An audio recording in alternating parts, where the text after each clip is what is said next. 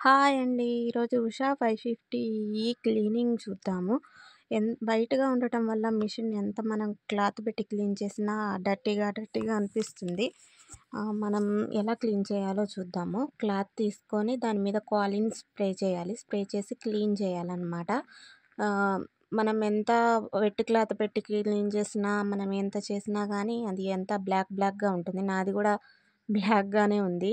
అయినా కానీ కొంచెం కాలిన్ వేసి మంచిగా క్లీన్ చేసి స్క్రీన్ కూడా మన వేళ్ళు పడటం వల్ల డస్ట్‌గా అనిపిస్తుంది. కాలిన్ పెట్టి మనం మంచిగా క్లీన్ చేసుకుంటే కొంచెం పర్వాలేదు. మరీ అంత నల్లగా అనిపించదనమాట. మంచిగా క్లీన్‌గా ఉంటుంది.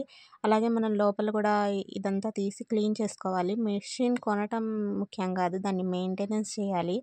చూడండి ఈరోజు వర్క్ వల్ల నేను కొంచెం 2 డేస్ అవుతుంది క్లీన్ చేసి బాగా డస్ట్ పేరుకుపోయింది.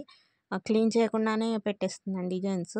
అందువల్ల అలా డస్ట్ పట్టిపోయింది. అందువల్ల బ్రష్ ఒకటి పెట్టుకోవాలి. Paint brush. అది దాంతో క్లీన్ చేసుకోవాలి. క్లీన్ చేసుకుంటే అది డస్ట్ మొత్తం ఇలా అంటే మనకేం పర్వాలేదు కింద ఉంటుంది. కింద ఓపెన్ చేసినప్పుడు కలెక్ట్ చేసి పడేసేయొచ్చు.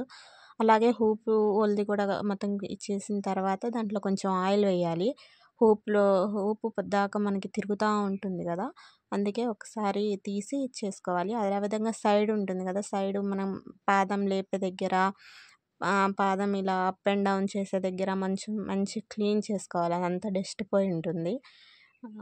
మనం మొత్తం చూసుకోవాలి. ఎక్కడ ఏది ఏ పార్ట్ అయితే ఇలా చూసుకొని మూవ్ చేసుకోవాలనమాట. ఆయిల్ వేసుకోవాలి. ఒకసారి వీల్‌ని కూడా తిప్పి చూసి ఏది మూవ్ అవుతుందో చూసి ఆయిల్ వేసుకోవాలి. మనకి ఇది డెమో అతను చెప్పారండి. మనకి మిషన్ తర్వాత. అలాగే మొత్తం ఫిట్ చేసుకోవాలి. బాబిన్ కేస్ అనమాట. ఆయిల్ వేసి కొంచెం క్లాత్‌కి వేసిన తర్వాత క్లీన్ చేసేసుకోవాలి. ఇదిగోండి వెట్ క్లాత్‌తో కాదు మామూలుగా ఆయిల్ వేసిన క్లాత్‌తో తుడవాలి.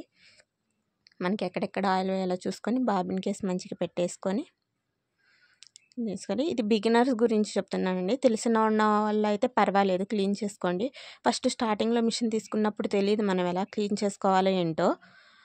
ఇలాగ ఫ్రేమ్‌ని కూడా మొత్తం దుమ్ము పట్టేసి ఉంటుంది కదా! మొత్తం క్లీన్ చేసుకోవాలి. ఇవి కొంచెం ఈ క్లిప్స్ చూసుకోవాలండి. లేకుంటే హుక్‌లో పడిపోయి నాకు 2, 3 సార్లు వార్నింగ్ ఇచ్చిందని అక్కడే ఆగిపోతుంది. స్టక్ అయిపోతుంది. అది కొంచెం క్లియర్‌గా చూసుకోవాలి. ఇంతేనండి. Thank you. ప్లీజ్ లైక్ చేయండి.